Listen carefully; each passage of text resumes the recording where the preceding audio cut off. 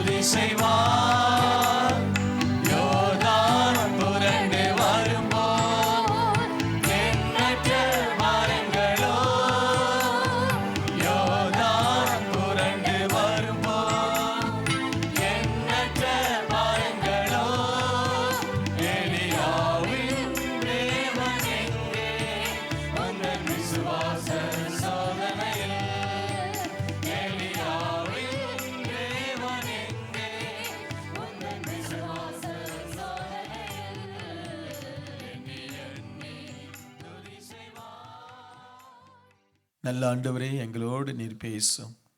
உம்முடைய வார்த்தையின் வல்லமை வெளிப்படட்டும். இயேசுவின் நாமத்தில் ஜெபிக்கிறேன் பிதாவே, ஆமேன், ஆமேன். நம்முடைய ஆண்டவர் நம்மை ஆசீர்வதிக்கிற ஒரு தெய்வம்.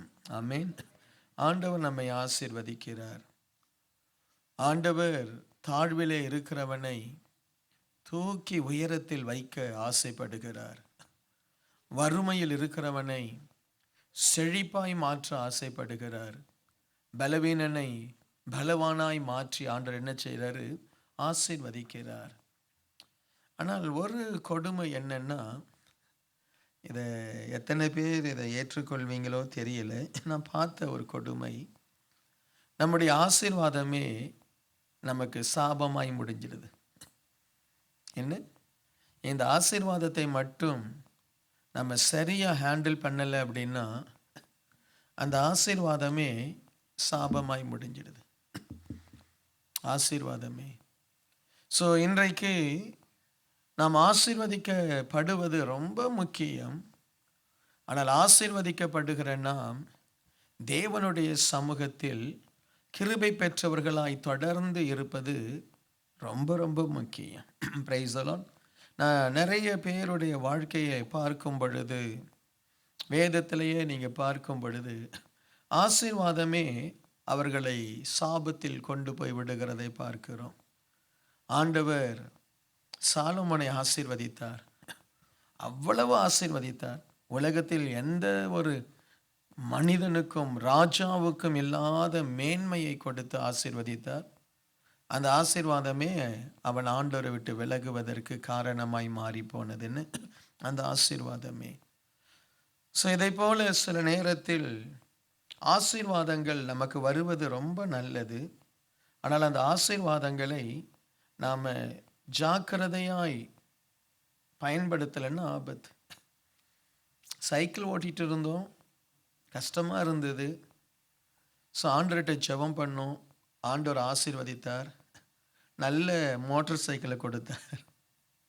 ஆசீர்வாதம் தான் மோட்டார் சைக்கிள் வந்தது, இல்லாட்டால் கார் வந்தது. என்ன ஆசீர்வாதம். ஆனால் அதை சரியாய் பயன்படுத்தாமல் எங்கேயோ போய் அதிக வேகமாய் பயன்படுத்தி என்ன முரட்டுத்தனமாய் அந்த வண்டியை பயன்படுத்தி ஆக்சிடெண்ட்டில் போய் கால் இல்லாமல் போனவங்க உண்டு. என்ன, எனக்கு ஒரு டாக்டர் தெரியும், ரொம்ப நல்ல மனிதர். ஆனால் அவர் ஆக்சிடெண்ட் ஆகி தன்னுடைய முதுகெலும்பு பாதிக்கப்பட்டு சாகிற வரைக்கும் சேர்லேயே இருந்து என்ன, ஆனால் நல்ல பணிகளை அதற்கப்புறம் தான் அவருடைய வாழ்க்கையே மாறியது. அதற்கப்புறம் தான் அவர் ஆண்டவருக்காக நிறைய காரியங்களை செய்தார். ஒரு தேவ பிள்ளை ஆசீர்வதிக்கப்படுறது ரொம்ப நல்லது. ஆனால் உன்னுடைய ஆசீர்வாதம் உன்னை தேவனை விட்டோ இல்லாவிட்டால் உன்னுடைய கட்டுப்பாட்டை இழக்க செய்திடக்கூடாது. ஆமென். உன்னுடைய ஆசீர்வாதம் உன்னுடைய கட்டுப்பாட்டை என்ன செய்திடக்கூடாது? இழக்கும்படி செய்திடக்கூடாது. உன்னுடைய ஆசீர்வாதம் உனக்கு மேட்டிமையை கொண்டு வந்து விடக்கூடாது. ஏன்னா ஆசீர்வாதம் வரும் பொழுதே மேட்டிமை வர ஆரம்பிக்கும். நம்மளை ஆண்டவர் உயர்த்த உயர்த்தவே பெருமை வளர ஆரம்பிக்கும். நம்மை ஆண்டவர் ஆசீர்வதித்து மேன்மைப்படுத்தவே மற்றவர்களை குறையாய் பார்க்க வைக்கும். என்ன, இதெல்லாம் ஆசீர்வாதத்தினுடைய சாபங்கள். ஒரு மனுஷன் மேல் ஆசீர்வாதம் வரும் பொழுது அவனை அறியாமலே பெருமை அவனுக்கு வரும். கட்டாயம் வரும், கட்டாயம் வரும். ஒரு மனுஷன் ஆசீர்வாதமாய் மாறும் பொழுது அவனை அறியாமலே அவனுக்கு புகழ் மேலே ஒரு ஆசை. என்ன, புகழாய் நான் மாறணும், புகழ்ச்சியாய் நான் மாறணும், மற்றவங்கள விட நான் சிறப்பாக இருக்கணும், மற்றவங்கள விட நான் தான் பெஸ்ட்டாக இருக்கணும். என்ன, பெருமை, மேட்டிமை. அதுக்கு பிறகு நிறைய நிறைய பாவங்களை இந்த ஆசீர்வாதம் கொண்டு வந்துடும். ஸோ அதனால தான் தேவ பிள்ளைகளுடைய வாழ்க்கையில் நீங்கள் பார்க்கும் பொழுது சபைக்கு ஆரம்பத்தில் வரும் பொழுது கண்ணீரோடு வருவாங்க. ஆனால் நாட்கள் ஆக ஆக அவங்க லைஃப்பில் அந்த ஆசீர்வாதங்கள் பெருகுவதினாலே அவர்களுடைய அந்த ஆரம்பத்தை மறந்துடுவாங்க. எந்த நிலைமையில் ஆண்டவர் நம்மை தெரிந்தெடுத்தார், எந்த நிலைமையில் நாம் இருந்தோம், அதுதான் ஆண்டவர் அந்த ஆதி அன்பு அப்படின்னு சொல்லும் பொழுது ஆதி அன்பு மட்டுமல்ல, ஆதி நிலைமை. ஆதி நிலைமை, ஆதியிலே இருந்த உன்னுடைய தாழ்மை, ஆதியிலே இருந்த உன்னுடைய அர்ப்பணிப்பு, ஆரம்பத்தில் இருந்த உன்னுடைய கீழ்ப்படிதல், இதெல்லாம் மாறுவதற்கு காரணம் என்ன தெரியுமா? நம்முடைய ஆசீர்வாதங்கள். ஒரு மனுஷன் தான் ஆசீர்வாதத்தை ரொம்ப கேர்ஃபுல்லாக ஹேண்டில் பண்ணணும். இன்னைக்கு இதை குறித்து ஆண்டவர் சொன்ன ஒரு உவமையை தான் உங்களோடு கூட நான் பேச போகிறேன். Price the Lord. ஆண்டவர் சொன்ன ஒரு உவமை, இதை நீங்கள் சரியான விதத்தில் எடுத்துட்டீங்கன்னா என்னைக்கும் ஆசீர்வாதமாக இருப்பீங்க. Price the Lord.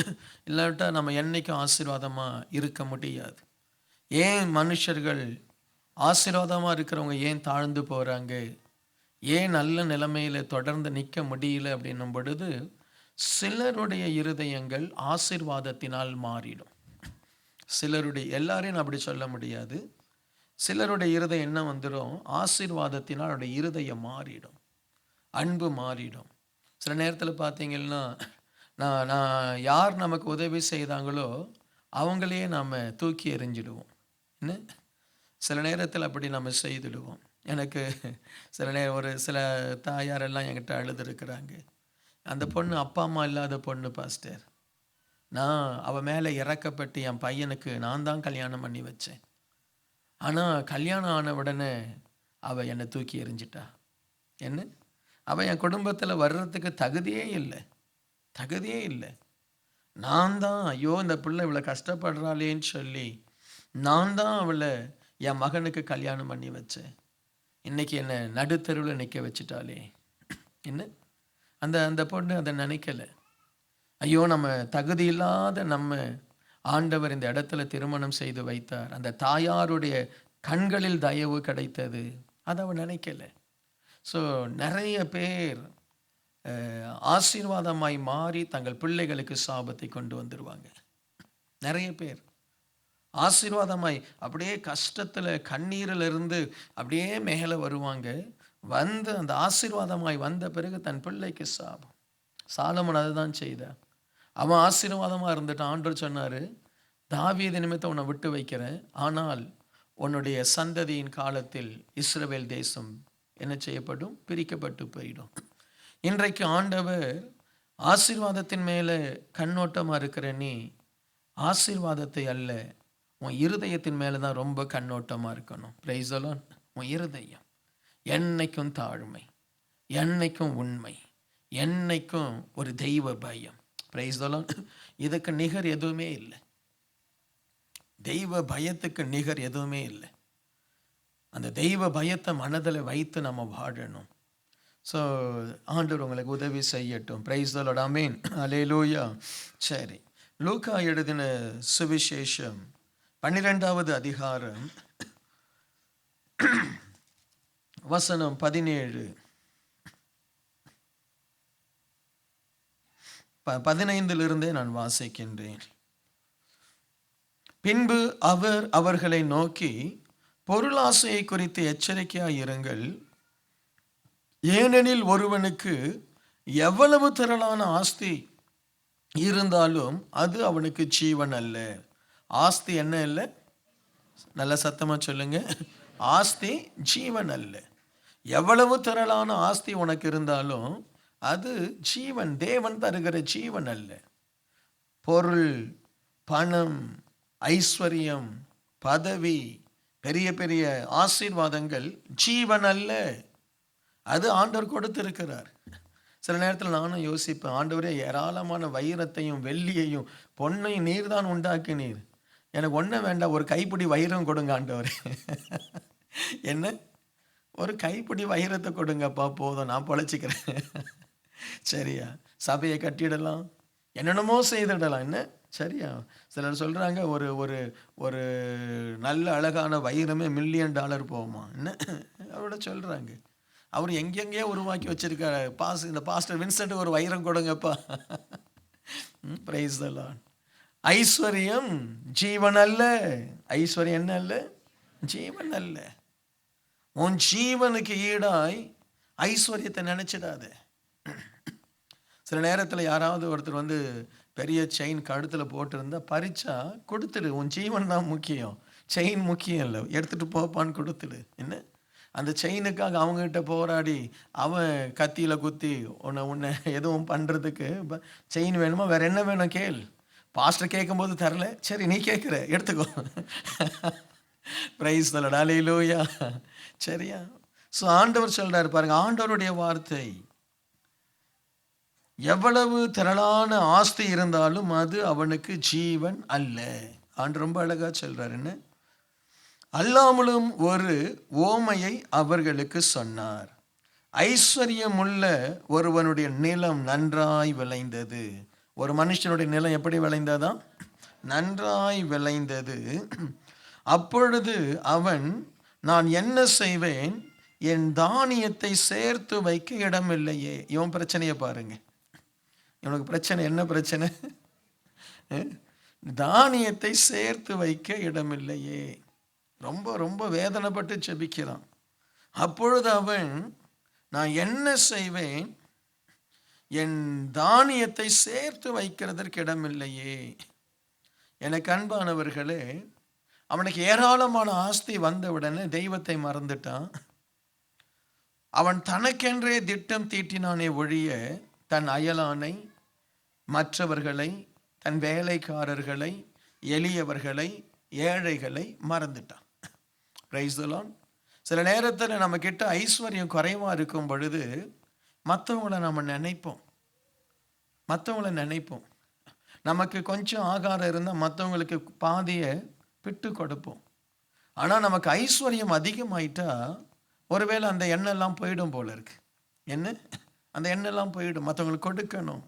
அவன் தனக்கு திட்டம் தீட்டினான். அப்பொழுது அவன், நான் என்ன செய்வேன், என்னுடைய தானியத்தை சேர்த்து வைக்க இடமில்லையே. அவனுக்கு பிரச்சனை, தானியத்தை சேர்த்து வைக்க இடமில்லை. அதை கொடுக்கணுன்ற ஒரு எண்ணம் அவனுக்கு வரவே இல்லையே. ஏற்கனவே ஒரு பெரிய களஞ்சியம் இருக்கு, அது நிறைஞ்சிடுச்சது. மீதியானதை மற்றவங்களுக்கு கொடுக்கலாமா, கொடுக்கக்கூடாதா சொல்லுங்க? மீதியானதை மற்ற ஏழைகளுக்கு கொடுக்கலாமே. இன்றைக்கு நாம தேவ பிள்ளைகள், நாம இந்த ஐஸ்வர்யமான மாதிரி இருக்கிறோமா, இல்லை நம்ம தேவை நல்ல ஆண்டவர் ஆசீர்வதிச்சிருக்கிறார். நமக்கு மீதியா இருக்கிறத யாருக்காவது கொடுக்குறோமா? இல்லை நம்மளை பற்றி மட்டும்தான் நம்ம கருத்தா இருக்கிறோமா? Price the Lord. நம்மளை பற்றி மட்டும்தான், எனக்கு என் பிள்ளைக்கு ஆண்டவர் அதை விரும்பலை. ஆண்டவர் அதை விரும்பலை. உனக்கு நான் ஐஸ்வர்யத்தை கொடுத்தால், உன்னை நான் அளவில்லாமல் ஆசீர்வதித்தால், யாருக்கோ உதவி செய்யுங்க. மாதம் உங்களுக்கு ஒரு $1000 சேமிப்பாகுதுன்னு வைங்களேன். $1000, சிலருக்கு $2000 நீங்கள் மாதம் சேமிக்கிறீங்க அப்படின்னா, ஒரு மாத சேமிப்பை வருஷத்தில் ஒரு மாத சேமிப்பை யாருக்காவது கொடுங்க. உன் சொந்த பந்தங்களுக்கே கொடுங்க.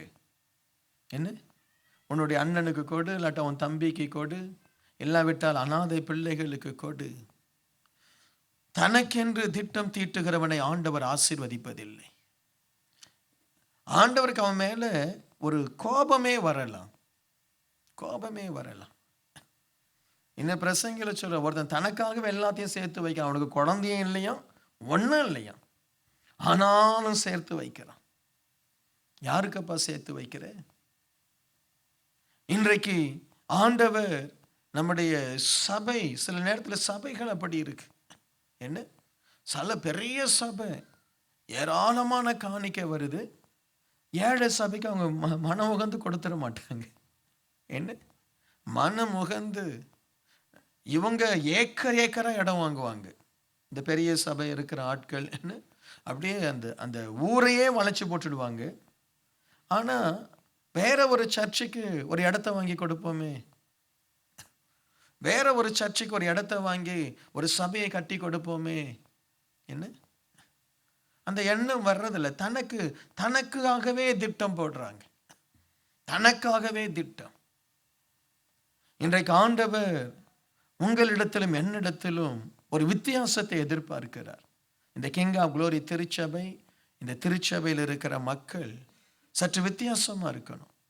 உங்களுக்காகவே திட்டம் போடாதீங்க. Price the Lord. சிலர் கஷ்டத்தில் இருப்பீங்க, உங்களை நான் எதுவும் சொல்லலை. சிலர் ஆசீர்வாதமா இருப்பீங்க, உங்க கை நிரம்பி கீழே கொட்டுகிற அளவுக்கு ஆசீர்வாதம் இருக்கும்.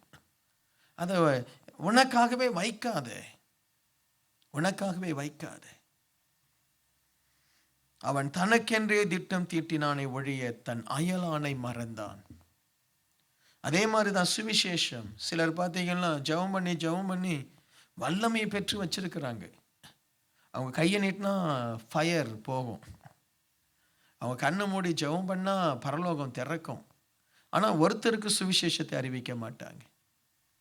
ஒருத்தருக்கும் போய் கஷ்டப்பட்டு ஒரு ஆத்மா கிட்ட போய் பேசி அவங்கள ஆண்டருக்குள்ள நடத்த மாட்டாங்க. என்ன, இன்றைக்கு இப்போ பொதுவாக சபையில் இருக்கக்கூடிய நம்ம அதை தான் செய்கிறோம். நாம் ஆலயத்துக்கு வருவோம், யாரையாவது ஒருத்தரை கூட்டிட்டு வருவோம், அந்த எண்ணம் நமக்கு இல்லவே இல்லை. நாம் ஆலயத்துக்கு வர்றோம், ஒரு மனிதனை போய் கூப்பிட்டுட்டு ஆலயத்தில் வந்து உட்கார வைப்போம். அவன் ஆலயத்துக்கு வந்தால் எத்தனை ஆசீர்வாதங்கள் அவனுக்கு வரும். அவனுக்கு முதலாவது தேவன் தருகிற ரட்சிப்பு கிடைக்கும், ஐஸ்வர்யம் கிடைக்கும், சமாதானம் கிடைக்கும். அவனை ஆண்டவர் நல்ல நிலைமைக்கு கொண்டு போவார். ஆனால் நம்மை குறித்து தான் நம்ம திட்டம் வச்சிருக்கிறோம். என் பிள்ளை சண்டே ஸ்கூலுக்கு போகணும். உன் பிள்ளையோடு படிக்கிற பிள்ளைகளை ஏன் நீ ஒரு நாளைக்கு சண்டே ஸ்கூலுக்கு கூப்பிட்டு வரக்கூடாது? ஸோ நம்ம பெரும்பாலானவர்கள் நாம் இந்த ஐஸ்வர்யவானை போல தான் இருக்கிறோம். நாம் இந்த ஐஸ்வர்யவானை பற்றி படித்து அது யாரோன்னு நினைக்கிறோம். அது யாரோ இல்லை, நீ தான் அந்த ஐஸ்வர்யவான், இல்லாட்ட நான் தான் அந்த ஐஸ்வர்யவான். Price the Lord. நாம் அதை என்ன முட்டாளப்பா இந்த ஐஸ்வர்யவான், அவனை சொல்லுவோம். அவன் யாரும், அவன் முட்டாள். அவன் பத்தியா தனக்காகவே களஞ்சியத்தை சேர்த்து வச்சான். நீ உனக்காக தானே பேங்க்ல போட்டிருக்கிற, பிக்சட் டெபாசிட் ஃபிக்ஸட், நகை நகை நகை நகை. உன்னால எத்தனை பேர் ஆசீர்வதிக்கப்பட்டாங்க? உன்னால உன் சொந்த குடும்பத்தில் யாரோ ஒருத்தர் கஷ்டப்படுறாங்கன்னு வைங்க, ஒரு அண்ணனோ தம்பியோ, நீ நல்ல ஐஸ்வர்யமா இருக்கையா, அவனை நீ நினைச்சு பார்த்தியா? அவனுக்கு ஒரு திட்டம் போட்டு தந்தியா? அவனை எப்படி மேலுக்கு கொண்டு வரலாம்? நாம நல்லா வந்துட்டோம், அண்ணன் நல்லா இல்லையே. அவனுக்கு ஒரு பிளான் பண்ணுவோம், அவனுக்கு ஒரு தொழிலை ஆரம்பிச்சு கொடுப்போம். மிஞ்சி போனால் ஒரு 2 லட்சம் செலவாகும், இல்லாட்ட ஒரு 3 லட்சம் செலவாகும். ஒரு $10,000 ஏற்கனவே உங்ககிட்ட $50,000 பேங்க்ல சும்மா தூங்குது. என்ன? இல்லாட்ட ஒரு 2 லட்சம், ஒரு $5,000 அவனுக்கு எதையாவது அனுப்பி எதையாவது செய்வோம். ஒரு சின்ன கடை வைத்து கொடுப்போம். என்ன? நாம தேவ பிள்ளைகளே, நமக்காக மட்டும் நாம வாழ்வோமானால் ஒரு நாளிலே தேவன் நம்மை பார்த்து அவர் வேதனைப்படுவார். உன் அண்ணன் சரியா படிக்கல, நான் உன்னை படிக்க வச்சேன், ஏன் தெரியுமா? நான் உனக்கு கிருபை கொடுத்தேன், நான் உன்னை சிங்கப்பூருக்கு கொண்டு வந்தேன், நான் உனக்கு ஐஸ்வர்யம் கொடுத்தேன், ஏன் தெரியுமா? நீ மற்றவங்களுக்கு உதவியா இருப்பதற்கு. தனக்குத்தானே திட்டம் தீட்டினான். இங்க எத்தனை பேர் உங்களுக்காக மட்டும் திட்டம் வச்சிருக்கிறீங்க? எத்தனை பேர்? உங்க அண்ணன் அப்படியே தத்தளிப்பான், தான் பொண்ணுக்கோ இல்லாட்டா தான் மகளுக்கோ கல்யாணம் பண்ண அவன் எங்கெங்கயோ போய் கடன் கேட்டுட்டு இருப்பான். உங்ககிட்ட கடன் கேட்டா கூட, கடனா கேட்டா கூட நீ தர மாட்டேன். அவன் கடனை, தம்பி ஒரு ஒரு ஒரு ஒரு 1 லட்சம் எனக்கு கொடு. ஐயோ அண்ணா, இங்கே சிங்கப்பூரில் என்ன விலைவாசி தெரியுமா உங்களுக்கு? என்ன 1 லட்சம்? உன் கண் எதிரில் உன் சகோதரன் உன் சகோதரி கஷ்டப்படுறாங்க. ஆனால் எனக்கு இதில் என்ன தெரியுமா, ஒரு ரொம்ப ஒரு வேதனை என்ன தெரியுமா? இதே மாதிரி நம்முடைய சர்ச்சில் இருக்கக்கூடிய ஆட்கள், கஷ்டப்படுறவனுக்கு உதவி செய்ய மனம் இல்லாத ஆட்கள் இருக்காங்க. அதே நேரத்தில் இவங்க கிட்ட இருந்து ஏமாத்தி வாங்குற ஒரு கூட்டமும் இருக்கு. இவன் பாவம், தனக்கு காசு இல்லாமல் அவங்கிருந்து ஃபோன் வரும், தம்பி மாமாவுக்கு முடியல தம்பி, அக்கா அப்படி அள்ளி அள்ளி கொடுக்குறான், எங்கள் பொண்டாட்டி கழுத்தில் இருக்கிறதெல்லாம் பிடிங்கி எங்கள் மாமா எங்கள் அக்கா, அப்படி அக்கா தங்கச்சிக்கு கொடுக்குற ஆட்களும் இங்கே இருக்கிறாங்க. என்ன, ஏமாத்தப்படுற ஆட்கள் இருக்கிறாங்க, கொடுக்காம இருக்கிற ஆட்களும் இருக்கிறாங்க. நான் ஏமாறவும் ஏமாறாத, கொடுக்காமலும் இருக்காத. Price the Lord. சிலர் உன்னை ஏமாத்திட்டே இருப்பாங்க. நீ சம்பாதிக்கிற உங்ககிட்ட இருந்து அம்மாவே ஏமாத்துவாங்க, அப்பாவே ஏமாத்துவாங்க. ஏன்னா இதெல்லாம் நான் பார்த்துருக்கிறேன். ஆனால் அதே நேரத்தில் உனக்காக மட்டும் நீ திட்டம் தீட்டக்கூடாது, உனக்காக மட்டும் திட்டம் தீட்டக்கூடாது. அவன் தனக்கு மட்டுமே ஒரு திட்டத்தை வைத்திருந்தான். நான் நல்லா இருக்கணும், ஏன் களஞ்சியம் பெருசா இருக்கணும், பிரைஸ் தி லார்ட், நான் ஆசீர்வாதமா இருக்கணும். இருக்கீங்களா? இன்னைக்கு எத்தனை பேர் நாம் அப்படி நமக்கு மட்டுமே திட்டம் வைத்திருக்கிறோம்? மற்றவங்கள ரட்சிப்புகளை கூட நம்ம நடத்தாம இருக்கிறோம். அண்ணன் தம்பி கூட ரட்சிப்புகளை நடத்தாம இருக்கிறோம். அவங்களுடைய ரட்சிப்பை குறித்து நமக்கு பாதிப்பு இல்லை. அவனை மாற்ற முடியாது, அவன் அப்படிதான், அவன் அப்படிதான். ஆனா நீங்க வசனத்தை வாசிப்பீங்க, நீங்க நல்லா ஜெபம் பண்ணுவீங்க, நீங்க ஆவிக்குரிய வாழ்க்கையில விடுதலை ஆகணும். ஆனால் உன்னுடைய சொந்த குடும்பத்திற்கு நீ திட்டம் வைக்கலையே. அடுத்து ஆண்டவர் அந்த வசனத்தை பாருங்க. அடுத்து வருகிற வசனம் 18வது வசனம். நான் ஒன்று செய்வேன், என் களஞ்சியங்களை இடித்து பெரிதாக கட்டி எனக்கு விளைந்த தானியத்தை என் பொருள்களையும் அங்கு சேர்த்து வைப்பேன். ரொம்ப ரொம்ப அழகா அவன் திங்க் பண்றான். நான் ஒன்று செய்வேன்ப்பா, என் களஞ்சியத்தை இடித்து பெரிதாக கட்டி எனக்கு விளைந்த தானியத்தையும் என் பொருள்களையும் அங்கே சேர்த்து வைப்பேன். அவன் தன்னுடைய விலை பொருள்களை கணக்கிட்டானே ஒழிய அதை விளைய செய்தவரை மறந்தான். அதுதான் இப்போ நான் சொல்ற என்ன, தனக்கு ஆசீர்வாதம் பெருகி கிடக்கிறது, அந்த ஆசீர்வாதத்தை தான் பார்க்கறான். ஆனால் தனக்கு ஆசீர்வாதம் கொடுத்த தெய்வத்தை மறந்துட்டான். என்னை இவ்வளவு ஆசீர்வதித்தாரே, எதற்காக என்னை ஆசீர்வதித்தார்? என்னை இவ்வளவு நல்லா வச்சிருக்கிறாரு, எதற்காக என்னை இவ்வளவு நல்லா வைத்திருக்கிறார்? என் வாழ்க்கையில செழிப்பா இருக்கிறனே. யோசேப்பு பாருங்க, ஆசீர்வாதமாய் மாற மாற தன் ஜனங்களை நினைக்கிறான். அண்ணன் வந்த உடனே, அண்ணன் தம்பி வந்த உடனே, சரி இனிமே இந்த பக்கம் வராதீங்க, இதுதான் கடைசி மூட்டை, எல்லாருக்கும் மூட்டையை கொடுத்து போய் சேர்ந்துருங்க. அப்படி இருந்தானா? இல்லை. உடனே சொல்றான், என் அப்பாவை கூப்பிட்டு வரணும், என்னுடைய குடும்பம் வரணும், அவங்களுக்கு சொல்லி வேற தரேன், நீங்க மேய்ப்பருன்னு சொல்லுங்க, அந்த பகுதியை உங்களுக்கு அவங்க தந்துடுவாங்க. ராஜா தந்துடுவார். என்ன? தன் முழு ஜனத்தை ஆசீர்வதித்தான். ஏன்? தேவனை நம்ம நினைத்தால் இன்றைக்கு நம்ம ஆசீர்வாதம் பெருக பெருக நம்முடைய கண்கள் முழுவதும் ஆசீர்வாதத்து மேலே போயிடுச்சு.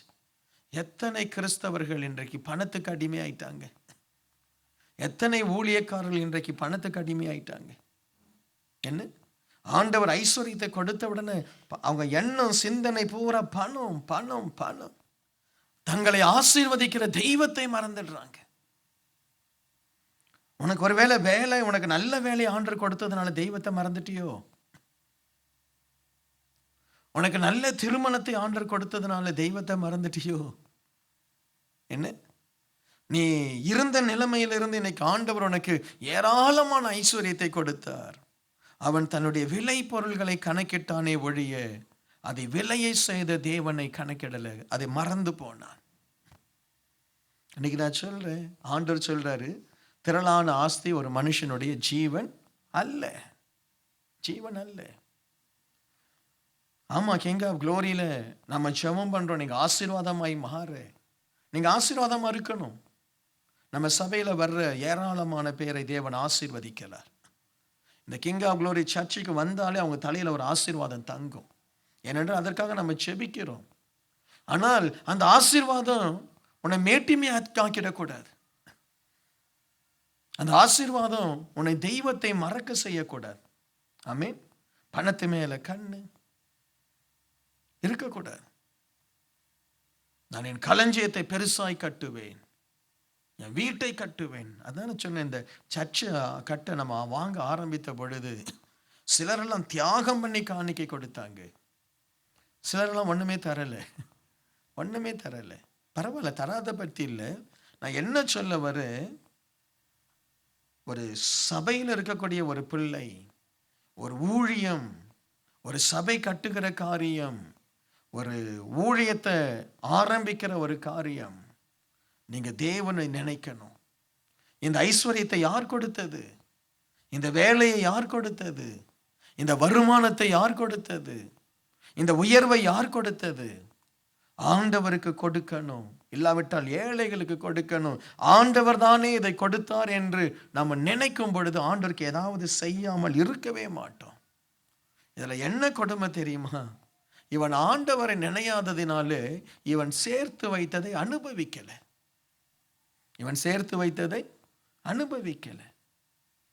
அது அன்னைக்கு மட்டும் இல்லை, இன்னைக்கும் நடக்கும். யார் ஒருவன் தேவனை தான் நினைக்காம, தேவனுக்கு முதலிடம் கொடுக்காம, தனக்கு தனக்கு தனக்குன்னு அந்த பணத்தையே பார்த்துட்டு இருக்காங்கல்ல, அவங்க அந்த பணத்தை அனுபவிக்கவே மாட்டாங்க. யாரோ அனுபவிச்சுட்டு இருப்பான்.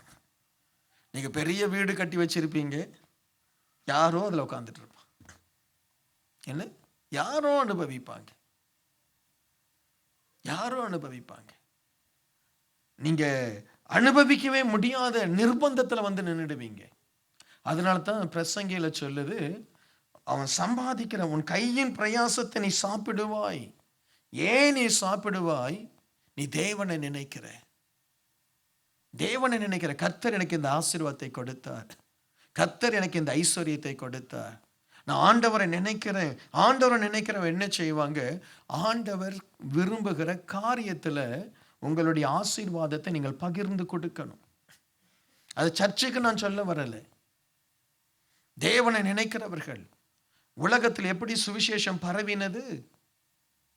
அமெரிக்காவிலையும் இங்கிலாந்துலையும் இருக்கக்கூடிய டச்சு பீப்புள், அவங்க தங்கள் பணத்தை அள்ளி நம்ம தேசங்கள் மேல் கொட்டினாங்க. ஏதாவது கிடைக்கனா கொட்டினாங்க.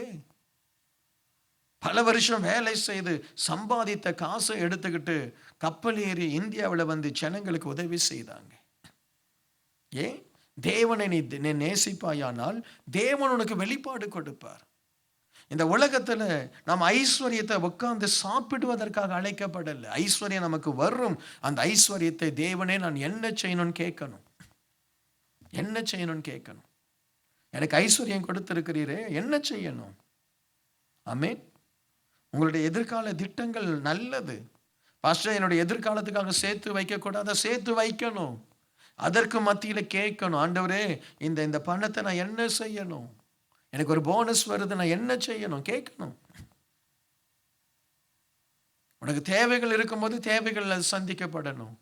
ஒருவேளை உனக்கு போனஸ் வருது, மொத்தமாகவே ஒரு $5,000 வருது, ஆண்டவரே இந்த $5,000 $500 காணிக்கை கொடுக்கிறேன், அது பெருசு இல்லை, அது கொடுக்கிறது பெருசு இல்லை.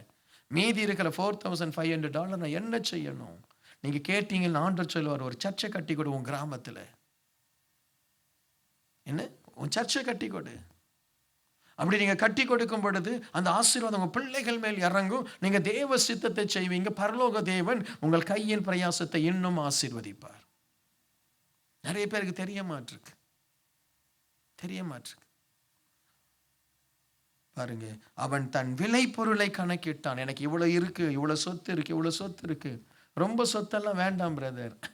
இந்த சொத்தால தான் குடும்பம் அழியுது. உனக்கு அப்புறம் உன் பிள்ளைகள், அண்ணன் தம்பி பிள்ளைகள் நல்லா இருக்கணும்னா அவங்களுக்கு 2 பேருக்கு என்னமோ தேவையோ மற்றது அவங்க முன்னுக்கு வரட்டும். அவங்களுக்கு ரொம்ப சொத்து சேர்த்து வைக்காதீங்க, ரொம்ப சேர்த்து வைக்காதீங்க. அது அவங்களை கெடுக்கும். ஏழைகளுக்கு கொடுங்க, தர்மம் தலை காக்கும்னு சொல்லி வசனம் இருக்கு. என்ன வசனம் இல்லை, ஒரு பழமொழி இருக்கு. என்ன தர்மம் என்ன செய்யுமா? தலை காக்கும். சும்மா கோடி கணக்கில் பிள்ளைகளுக்கு சேர்த்து வைக்காதீங்க. அவங்களுக்கு ஒரு வீடை வைங்க, ஒரு நல்ல ஒரு படிப்பை கொடுங்க, கொஞ்சம் ஒரு நல்ல ஒரு திருமணத்தை செய்து அவனுக்கு வழிகாட்டுங்க. மீதி எல்லாம் ஆண்டவருக்காக கொடுக்க பழகுங்க. என்ன கொடுக்க பழகுங்க. எத்தனை குடும்பத்தில் தேவனுக்கு தராத சொத்துள்ள குடும்பத்திலலாம் சொத்து பிரச்சனை வரும். இது நான் சாபமா சொல்லலை, இது நடக்கும். தேவனுக்கு தராம சேர்த்து தசமபாகம் தராம, தேவனுக்கு தராம, அண்ணன் தம்பிகளுக்கு தராம நீங்க சொத்தெல்லாம் சேர்த்து வைக்கிறீங்கல்ல, அதுல பிரச்சனை வரும். நீ உன் அண்ணனையோ உன் தம்பியோ நீ நேசிக்கல, நீ பெற்ற பிள்ளைகள் அண்ணன் தம்பி நேசத்தோடு இருப்பாங்களா? நிச்சயம் இருக்க மாட்டாங்க. நான் சொல்றது விளங்குதா? நீ உன் தம்பி கஷ்டப்படுறான், அவனை நீ நேசிக்கல, அவனுக்கு நீ அண்ணனா நீ இல்லை, அந்த தம்பியினுடைய தேவையை நீ சந்திக்கல, நீ நினைக்கிற நீ பெற்ற பிள்ளைகள் அண்ணன் தம்பி பாசத்தில் அப்படியே தெய்வீக பாசத்தில் இருப்பாங்களா? இல்லை, இருக்க மாட்டாங்க. உண்மையா சொல்றேன் பிரதர், இருக்க மாட்டாங்க. ஏன்னா நீ அந்த பாசத்தை நீ காண்பிக்கலையே. உன்னுடைய பாசத்தை நீ காண்பித்திருந்தா தானே அந்த பாசம் உன் பிள்ளைகளுக்குள் போகும். என்ன இருக்கீங்களா? ஆமென். சரியா? நிறைய குடும்பங்கள்ல ஏன் சாபம்? ஏன் நீ அண்ணன் தம்பி நல்லா இல்லை, உன் அப்பா தான் அண்ணன் தம்பி சரியா கவனிக்கல, அதனால தான் உன் அண்ணனை பார்த்தாலே உனக்கு அவனை கொல்லணும்னு தோணுது. தம்பியை பார்த்தா உனக்கு ஏதாவது, அக்காவை பார்த்தா பிடிக்கல, தங்கச்சியை பார்த்தா பிடிக்கல. ஏன்? உன் அம்மா அப்பா தான் அண்ணன் தம்பி தங்கச்சியை சரியா கவனிக்கல. என்ன இன்னைக்கு அவங்க கஷ்டப்படுவாங்க, என் பிள்ளைங்க ஒற்றுமையாவே இல்லை. எப்படி இருப்பா? நீ உன் சகோதரிகிட்ட ஒத்துமையா இல்லையே, உன் சகோதரர்கிட்ட நீ ஒற்றுமையா இல்லையே. Praise the Lord. அவன் தன்னுடைய விலை பொருளை, தன்னை பணத்தை தான் பார்த்தான ஒழிய ஆண்டவர் எதற்காக எனக்கு இதை கொடுத்தார் யோசிக்கணும். எதற்கு உன்னை ஆண்டவர் சிங்கப்பூர் தேசத்துல வைத்தார் யோசிக்கணும். எதற்கு உனக்கு மட்டும் நல்ல வேலை? நான் எப்பவுமே யோசிப்பேன், எங்கள் வீட்டிலே ஆண்டவர் என்னை நல்லா வச்சிருக்கார், நல்லா இருக்கேன். ஆனால் நான் மட்டும் நல்லா இருந்தால் போதுமா? என்னுடைய சகோதரர்கள் நல்லா இருக்கணும். அதுக்கு என்ன செய்யணுமோ அதை செய்திருக்கிறேன். என்னுடைய பலத்துக்கு மிஞ்சி செய்திருக்கிறேன். ஆமீன். நான் நல்லா இருந்தால் மட்டும் போதுமா? என் ஊழியம் மட்டும் வளர்ந்தா போதுமா? மற்ற ஊழியம் வளர்றதுக்கு என்ன செய்யணுமோ என் திராணிக்கு ஏற்றபடி செய்துட்டு வரேன். கிங் ஆஃப் க்ளோரி மற்ற ஊழியங்களை ஆதரிக்கிற ஊழியம். என்ன? மற்ற ஊழியங்களை ஆதரிக்கணும், மற்ற சபைகளை கட்டணும். எனக்கு ஒரு அம்மா 2 லட்சம் ரூபாய் கொடுத்தாங்க இந்தியாவில். இந்தியா இதுக்கு ஒரு நல்ல சர்ச் எங்கே இருக்கோ அந்த இடத்துல அந்த நல்ல சர்ச், ஒரு நல்ல உண்மையாக ஊழியம் செய்கிற ஒரு ஆளை தேடிட்டு இருக்கிறேன். அவனை தேடி அவன் கையில் அந்த பணத்தை கொடுத்து அவனுக்கு சர்ச்சை கட்டி கொடுத்துடணும். தேடிட்டு இருக்கேன். எனக்கு ஆண்டவரே, நான் என் ஜெபமெல்லாம் எனக்கு நான் யாருக்கு கொடுக்கணும், சரியான ஆளை காட்டுங்க, தவறான ஆளுகிட்ட போய் நான் கொடுத்துடக்கூடாது. என் ஜெபமெல்லாம் அதுதான். Price the Lord. என் ஜெபமெல்லாம் அதுதான். நம்ம சர்ச்சு மட்டும் வளர்ந்தா போதுமா? எல்லா சபையும் வளரட்டும்.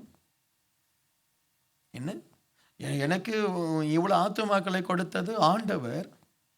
நான் உங்களையே பார்த்து நான் திருப்தி அடைஞ்சு மற்ற சர்ச்செல்லாம் எப்படியாவது எக்கடாது கெட்டுவிடும், அந்த பாஸ்டர் ஜெபிக்கவில்லை, ஆகவே அவருக்கு ஆத்துமாக்கள் இல்லை, அவர் பரிசுத்தமாக இல்லை, அந்த நியாய தீர்ப்பு கொடுக்கறதுக்கு நான் இருக்கேன்? இல்லை. ஆண்டவர் இந்த சபையை ஆசீர்வதித்த போல ஒவ்வொரு சபையும் ஆசீர்வதிக்கணும். எவ்வளோ கருத்தா என் இருதயத்தில் நான் ஜெபிக்கிறேன் தெரியுமா? ஒவ்வொரு சபையும் ஆசீர்வதிக்கப்படணும். ஒவ்வொரு ஊழியக்காரனும் நல்லா இருக்கணும். அதே நேரத்தில் ஊழியக்காரர்கள் அவங்க காரியங்கள் சரியில்லாத போது சொல்கிறேன், அவங்களுக்கு சொல்கிறேன், ஒழுங்கா இருங்க. ஊழியம் என்பது உங்கள் குடும்ப சொத்து இல்லை, கர்த்தருடையது. ஆமென். எத்தனை பேர் இன்றைக்கு உங்களுடைய காரியத்தை மாற்ற போறீங்க? Change today. You have to change. Amen. You have to change. ஆண்டவர் ஒரு நோக்கம் இல்லாமல் நம்மளை ஆசீர்வதிக்கலன்னு மட்டும் தெரிந்து கொள்ளுங்க. ஒரு நோக்கம் இல்லாமல் ஆண்டவனை ஆசீர்வதிக்கலை. அந்த ஆசீர்வாதத்தை நீ சரியா பயன்படுத்தலை அப்படின்னா அது ஆண்டவருடைய பார்வையில் அது தீமையா இருக்கும். லூக்கா 12:19. பின்பு ஆத்துமாவே உனக்காக அநேக வருஷங்களுக்கு அநேகம் பொருள்கள் சேர்த்து வைக்கப்பட்டிருக்கிறது, நீ இளைப்பாரி புசித்து குடித்து பூரிப்பாயிரு என்று என் ஆத்துமாவோடே சொல்லுவேன் என்று தனக்குள்ளே சிந்தித்து சொல்லி கொண்டான். எல்லாரும் வாசிப்போமா? பின்பு ஆத்துமாவே உனக்காக அநேக வருஷங்களுக்கு அநேக பொருள்கள் சேர்த்து வைக்கப்பட்டிருக்கிறது, நீ இளைப்பாரி புசித்து குடித்து பூரிப்பாயிரு என்று என் ஆத்துமாவோடே சொல்லுவேன் என்று தனக்குள்ளே சிந்தித்து சொல்லி கொண்டான். அவன் தன்னுடைய சரீரத்தின் பல வருட தேவைகளை உணர்ந்தானே ஒழிய தன் ஆத்துமாவை மறந்தான். ஆமென். தன் சரீரத்துக்கு என்ன தேவையோ அதை உணர்ந்தான். ஆனால் தன் ஆத்துமாவுக்கு என்ன தேவையோ அதை அவன் உணரலை. இன்னைக்கு சபையில தேவ பிள்ளைகள் அப்படி இருக்கிறோம். இன்னைக்கு பெரும்பாலானவர்கள் எதற்கு சபைக்கு வர்றாங்க? சரீர தேவை. சபைக்கு போனா எனக்கு ஆண்டவர் அற்புதம் செய்வார். குழந்தை இல்லையா, டாக்டர் கைவிட்டுட்டாங்களா, வேற வழியே இல்லை, நேராக தேவ சமூகத்துக்கு வரணும். Price the Lord. ஆண்டவர்கிட்ட ஜெபம் பண்ணா ஆண்டவர் நிச்சயமாய் ஒரு குழந்தையை கொடுப்பார். தெரியும் அவங்களுக்கு. கண்ணீரோடு அண்ணாளின் ஜெபம், அந்த ஜெபம், இந்த ஜெபம் வந்துடுவாங்க. ஆண்டவர் குழந்தையை கொடுப்பார், நிச்சயமாய் கொடுப்பார். நல்லது. கல்யாணமே ஆகலையா, வரணும், வந்து ஜெபம் பண்ண ஆண்டவர் கல்யாணம் பண்ணி கொடுத்துருவார். தெரியும். ஆனால் இதுதான் நம்முடைய தேவையா? ஆண்டவர் சொல்ல, உன் ஆத்துமா தான் எனக்கு முக்கியம். ஆலயத்துக்கு வருகிறவர்கள் ஆத்துமாவுக்காக வந்தா ஆலயம் அவர்களுக்கு ஆசீர்வாதமா இருக்கும். என்னைக்கு அவன் ஆத்துமாவை மறக்கிறானோ அதுக்கப்புறம் அவன் ஆலயத்துக்கு வர்றது தேவைக்காக, புகழுக்காக. என்ன, ஆலயத்தில் வந்து எதையாவது பண்ணணும். எனக்கு ஆலயத்தில் என்ன இருக்கு பிரதர், எனக்கு வர்ஷிப் தருவீங்களா? நான் ரொம்ப வருஷமாக ஆலயத்தில் இருக்கிறேன், எனக்கு என்ன வேணும்? வர்ஷிப் வேணும். எனக்கு அந்த ப்ரேயர் நான் நடத்தணும், அந்த லீடர் ஆகணும். அவன் ஆத்துமாவை போயிடுச்சு. இப்போ என்ன, பேர் புகழ், தன்னுடைய தேவைகள், ஒரு அங்கீகாரம், அதற்கு தான் அவனுடைய எண்ணம் போகுது. ஐயோ, நான் ஆலயத்துக்கு போகணும், என் ஆத்துமா, ஆண்டவர் என்ன எதிர்பார்க்கிறார் என்கிட்ட ஆண்டவர் என்ன எதிர்பார்க்கிறார்? உன் ஆத்துமா வாழ்வது போல் நீ எல்லாவற்றிலும் வாழ்ந்திருக்கணும். நம்ம ஆண்டவருடைய ஆலயத்தில் வந்து நம்முடைய ஆத்துமாவிலே தேவனுடைய தொடுதலை நாம பெறணும். யாருடைய ஆத்துமா தேவனோடு இசைந்து இருக்கிறதோ அவர்களுக்கு தேவன் தன்னுடைய பரலோக திட்டங்களை கொடுப்பார். அவன் மட்டும் ஆண்டவருடைய சமூகத்தில் ஆண்டவரோடு அவன் இணைந்திருந்தால் ஆண்டவர் சொல்லியிருப்பார், மகனே, இந்த களஞ்சியத்தை நீ இடிக்க வேண்டாம், இந்த ஆகாரத்தை எடுத்துக்கொண்டு போய் அந்த ஜனங்களுக்கு கொடு, அந்த ஏழைகளுக்கு கொடு, ஒரு நல்ல ஒரு தான தர்மம் செய்கிற மனுஷனாய் மாறுன்னு சொல்லி ஆண்டவர் அவனை அழகாய் போதித்திருப்பார். இன்னைக்கு நம்முடைய ஐஸ்வர்யம் பெருகுகிறதுனாலே நம்முடைய ஆத்துமா தேவனோடு இணைய மாற்றிருக்கு. அதுதான் பெரிய கேடு. அன்றைக்கு நம்முடைய வாழ்க்கையில ஒண்ணுமே இல்லை. கதறி கதறி அழுதோம், ஆண்டவருடைய பிரசன்னத்தை உணர்ந்தோம். அன்றைக்கு நம்முடைய ஜீவியத்தில் ஒரு ஆசீர்வாதம் இல்லை. ஆண்டவருடைய பிரசன்னத்தில் அவ்வளோ களி கூர்ந்தோம். கண்ணில் கண்ணீர் தான் இருந்தது, இருதயத்தில் அவ்வளோ ஒரு மகிழ்ச்சி இருந்தது. இன்றைக்கு நம்முடைய வாழ்க்கையில் ஆசீர்வாதங்கள் பெருகி போச்சு, தேவனோடு உள்ள அந்த ஐக்கியம் குறைஞ்சி போச்சு. Price the Lord. இருக்கீங்களா? ஆமீன். இருக்கீங்களா? ஐக்கியம் குறைஞ்சி போச்சு. உன் ஐக்கியம் குறைஞ்சதற்கு காரணம் என்ன? ஆசீர்வாதம். ஆசீர்வாதம். இன்னைக்கு தேவனை முன்பு போல உன்னால ஏன் தேவனை தரிசிக்க முடியல? இன்னைக்கு இது அதே ஆலயம் தான். இன்னும் சொல்ல போனா முன்னாடி இருந்ததை விட இப்போ ஆலயத்துல கிருபைகள் கூட, அபிஷேகம் கூட, அன்பு கூட, வல்லமை கூட, தேவனுடைய என்ன சொல்வது, வரங்கள் கூட. ஒவ்வொரு வருஷமும் ஆலயத்துல கிருபைகளும் வரங்களும் வல்லமைகளும் கூட எல்லாம் அதிகரிக்குது. ஆனால் உன்னால் அதை உணர முடியல. அண்ணா, ஏன் உன்னால உணர முடியல? நீ நீ உனக்குள் ஆசீர்வாதம் பெருகினதினாலே உன் ஆத்துமா தேவனை சந்திக்க மறந்து போனது. ஏதோ ஒரு கடமைக்காக ஒரு வேதம், கடமைக்காக ஒரு ஜெபம், ஒரு ஜெப நேரம், அது ஒரு ஸ்டேட்டஸ். அது ஜெப நேரம் தெரியுமா? கிறிஸ்தவர்களுக்கு ஜெப நேரம் என்பது ஒரு ஸ்டேட்டஸ். என்ன, நான் காலையில் 5 மணிக்கெல்லாம் எழுந்து ஜெபம் பண்ணுவேன் பிரதர், 1 மணி நேரம் ஜெபம் பண்ணுவேன். ஸ்டேட்டஸ். வாரத்தில் ஒரு நாள் அதே அந்த பரிசேயர்கள் மாதிரி மாறிட்டோம் நாம. நான் வாரத்தில் ஒரு நாள் ஃபாஸ்டிங் இருப்பேன். நான் டெய்லி காலையில் 5 மணிலேருந்து 6 மணி வரைக்கும் நான் ஜெபம் பண்ணுவேன். நான் டெய்லி 3 அதிகாரமும் 4 அதிகாரமும் வாசிப்பேன். நான் தவறாமல் தசமபாகம் கொடுப்பேன். ஸ்டேட்டஸ். ஆத்துமா தேவனோடு இணைந்திருக்கிறதா? இல்லை, ஸ்டேட்டஸ். நீ போய் உட்கார்ந்து இருக்கிறாங்க, ஆண்டவர் இல்லையே, ஆண்டவர் இல்லையே. இன்னைக்கு ஸ்டேட்டஸ். நான் டெய்லி 1 hour நான் ஜெபம் பண்ணிடணும், இல்லாட்டி 1/2 hour ஜெபம் பண்ணிடணும். அது நம்முடைய ஆவிக்குரிய வாழ்க்கையில் நம்ம சொல்லணும். நம்ம என்னால் சொல்ல முடியும். நான் பிரேயர் ஆர்மியில் ஒரு ஆள், ஒரு ஸ்டேட்டஸ். நான் ஒரு செல் குரூப்பில் இருக்கிறேன், செல் குரூப் லீடர், ஒரு ஸ்டேட்டஸ். ஐயா, நான் என்ன கேட்குறேன்னா, உன் ஆத்துமா தேவனோடு இணைந்திருக்கா? எத்தனை பேர் ஜெபம் பண்றாங்க, ஆனால் தேவனோட ஆத்துமா இணையல. அவங்க ஆத்துமா தேவனோடு இணையாததுனால வாழ்க்கை வித்தியாசமா இருக்கு. தேவன் இருக்கிற வாழ்க்கையா தெரியல. கண்டதை பேசுறாங்க, கண்டபடி நடக்கிறாங்க, கண்டபடி வாழ்றாங்க. என்ன, ஆண்டவரை வெளிப்படுத்துகிற வாழ்க்கை இல்லை.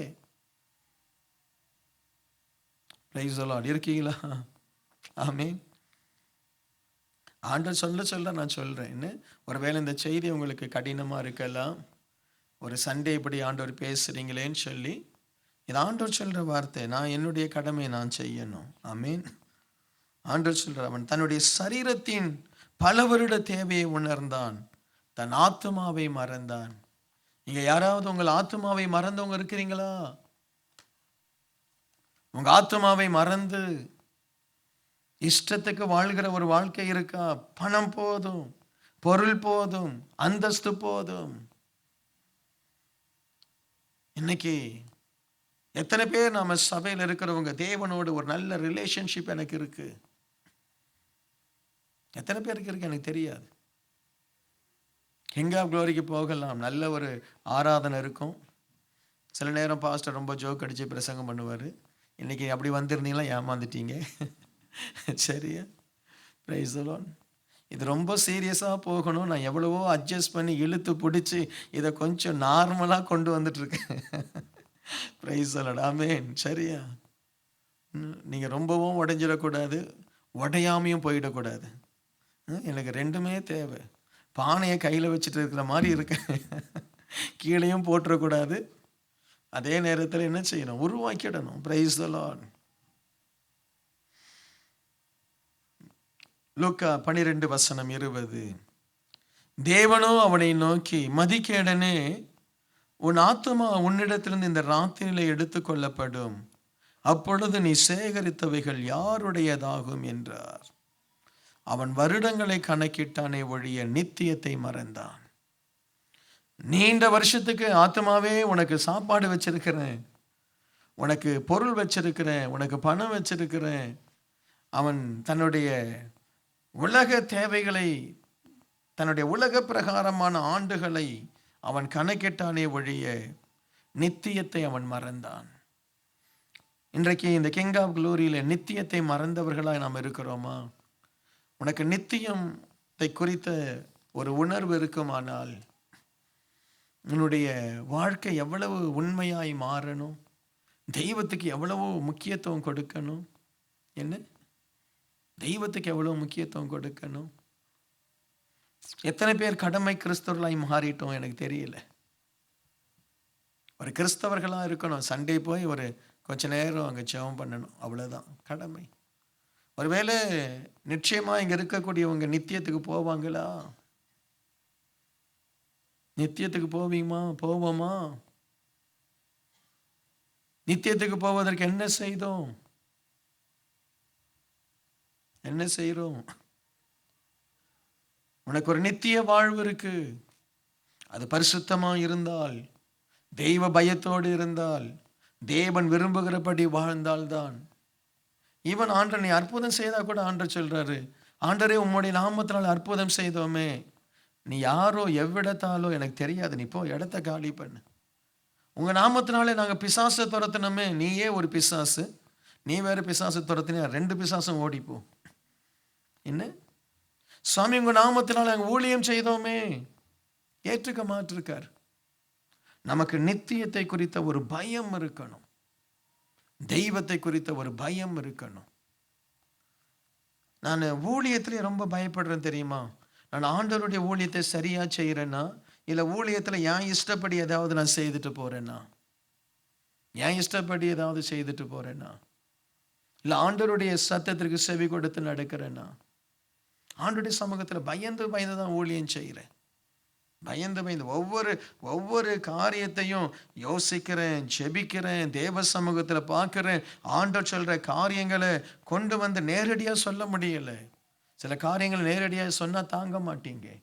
ஸோ அது எல்லாவற்றையும் எப்படியெல்லாமோ பாலிஷ் பண்ணி ஆண்டவருடைய காரியத்தை செய்ய பயபக்தியோடு தான் இந்த ஊழியத்தை செய்கிறோம். ஏன்னா நித்தியம் இருக்கு. நீங்க கொடுக்கிற ஒரு ஜட்ஜ்மெண்ட்டை விட அவர் கொடுக்கிற ஜட்ஜ்மெண்ட் ரொம்ப பயங்கரமானது. என்ன எனக்கு நீ வேண்டாம் அவர் சொல்லிட்டார், நான் எங்க போவேன்? ஆமீன். எனக்கு நீ வேண்டாம், இடத்த காலி பண்ணுப்பா, நீ செய்த ஊழியம் போதும், நீ வேண்டாம் அப்படின்னு சொல்லி ஆண்டவர் நம்மளை தள்ளிட்டா எங்கேயா போவோம்? எங்க போவோம்? இன்னைக்கு ஆண்டவர் உங்ககிட்ட அதுதான் கேட்கிறார். நீ உன்னுடைய ஆத்மாவை குறித்து, நித்தியத்தை குறித்து ஒரு கர்சனையோட ஆலயத்துக்கு வரியா? இல்லை எதுக்காக ஆலயத்துக்கு வர்ற? எதற்காக? நம்முடைய ஆத்மா ரொம்ப முக்கியம், நித்தியம் ரொம்ப முக்கியம்.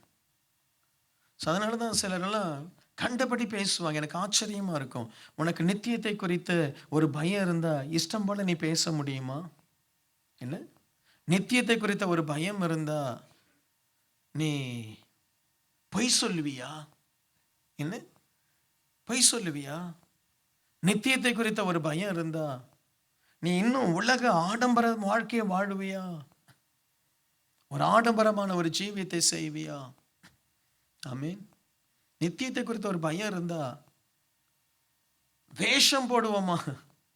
என்ன வேஷம் போடுவோமா? எவ்வளவு வேஷம், எவ்வளவு வேஷக்காரர்களாக நாம் இருக்கிறோம். ஆண்டவர் அவனை பார்த்து சொல்றாரு, உன்னுடைய ஆத்துமா இந்த இரவு எடுத்துக்கொள்ளப்படுமானால் எங்கே போவாய்? அவன் தன் வருஷங்களை கணக்கிட்டானே ஒழிய நித்தியத்தை மறந்தான். நீங்க எதை கணக்குல வச்சு வாழ்ந்துட்டு இருக்கீங்க? எது உங்களுடைய கோல்? எது உங்களுடைய இலக்கு? எதை நோக்கி நீங்க ஓடுறீங்க? அதுதான் நான் இன்னைக்கு உங்களை திங்க் பண்ண சொல்றேன். ஏனென்றால் இவனை மட்டும் ஆண்டவர் ஒரு சாதாரண ஒரு வறுமையில வைத்திருந்தால் இவனுக்கு பிரச்சனையே இல்லை. இவன் ஆண்டவர் அன்னன்னைக்கு சாப்பிட்ற மாதிரி ஒரு வேலைக்காரனை வச்சிருந்தா இவன் இவ்வளோலாம் திங்க் பண்ணியிருக்க மாட்டான். சுவாமி, இந்த நாளில் எனக்கு ஆகாரத்தை கொடுத்தீரே, ஸ்தோத்திரன்னு இருப்பான். என்ன, அந்த ஆகாரத்தை கண்ணு முன்னாடி வச்சு நன்றி ஆண்டவரே, உமக்கு நன்றி அப்பான்னு சொல்லி அந்த ஆண்டவருக்கு நன்றி சொல்லி சாப்பிட்டு இருப்பான். அவனை அளவில்லாமல் ஆசீர்வதிக்க போய் அந்த ஆசீர்வாதமே அவனுக்கு சாபமாக மாறிடுச்சு. என்ன, அதுதான் நம்முடைய லைஃப்ல வரக்கூடாதுன்னு சொல்லி நான் எதிர்பார்க்கிறேன். இந்த ஆலயத்துக்கு வந்தா நீ ஆசீர்வதிக்கப்படுவ. அந்த ஆசீர்வாதமே உனக்கு ஏன் சாபமா மாறணும்? அந்த ஆசீர்வாதத்தினால நான் கட்டின பாபிலோன் அல்லவா நீ எதற்கு சொல்லணும்? என்ன, அந்த ஆசீர்வாதத்தினால நீ எதற்கு ஆண்டவருடைய சமூகத்தில் வந்து தூப கலசத்தை எடுத்து நான் பெரிய ராஜாவாக்குமேன்னு சொல்லி நீ எதற்கு நிக்கணும்? அந்த ராஜாவாய் கழுதையை மேய்ச்சிட்டு இருந்த உன்னை ராஜாவாய் மாற்றின ஆண்டவருடைய ஊழியக்காரனை நீ எதுக்கு கொலை செய்யற மாதிரி உன்னை அவர் ராஜாவாய் மாத்தணும்? சவுல் கழுதையை மேய்க்கும் போது எவ்வளவு நல்லவனா இருந்தான். என்ன, ஐயோ, நான் மனேசாயில என் குடும்பம் எவ்வளோ எளிமையான குடும்பம், எவ்வளோ பயபக்தியா பேசுறான். சாமுவேலுடைய கண்களுக்கு அவ்வளோ சந்தோஷம். என்ன அருமையான ஒரு மனுஷன், ராஜாவான ஒண்ணு மாறிட்டானே. பத்சேபாரிடத்தில் பிறந்தவன் தகாத விதத்தில் பிறந்தவன் என்று அவனுடைய சகோதரனை ஒதுக்கி வைத்த பொழுது எவ்வளவு கருத்தாய் ஜெபம் பண்ணா இந்த சாலமோன். தேவன் ஐஸ்வர்யத்தையும் ஞானத்தையும் கொடுத்து அவனை உயர்த்தின உடனே எத்தனையோ தவறுகளை செய்து தெய்வத்தை விட்டு, தனக்கு தரிசனம் கொடுத்த தெய்வத்தை விட்டு அந்நிய தெய்வத்திற்கு போய் தூபம் காட்டினானே. ஏன்? ஆசீர்வாதம் தான் காரணமா? உங்களுடைய ஆசீர்வாதம் உங்கள் ஆத்மாவை அழிக்காதபடி காத்துக் கொள்ளுங்க. ஆமீன்.